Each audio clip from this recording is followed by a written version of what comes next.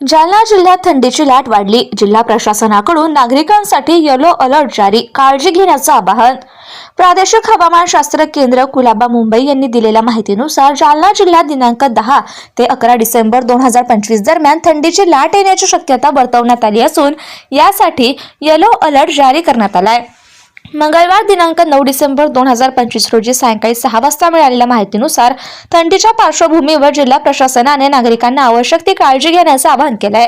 हवामान कार्यालयाच्या सूचनेनुसार थंडीची तीव्रता काही ठिकाणी अधिक जाणवू शकते, त्यामुळे नागरिकांनी घराबाहेर जाताना उबदार कपड्यांचा वापर करावा, गरज नसल्यास घराबाहेर पडणे टाळावे, असे प्रशासनाचे आवाहन आहे।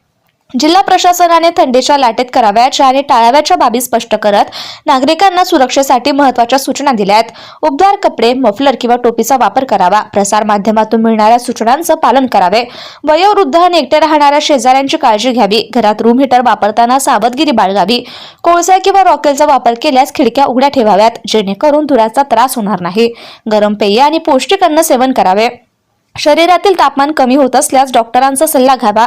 यावेळी नागरिकांना हायपोथर्मिया किंवा हिमबाधा झाल्यास दिसणारी लक्षणेही प्रशासनानं स्पष्ट केली आहेत। त्यात शरीर थंड पडणे, थंडी वाजणे, थकवा, बोलण्यात विसंगती, स्मृतिभ्रंश आणि कान, नाक किंवा बोटांचा रंग पांढरा पडले यांचा समावेश आहे। अशी कोणतीही लक्षणे आढळल्यास तात्काळ वैद्यकीय मदत घेण्याचा सल्ला देण्यात आलाय।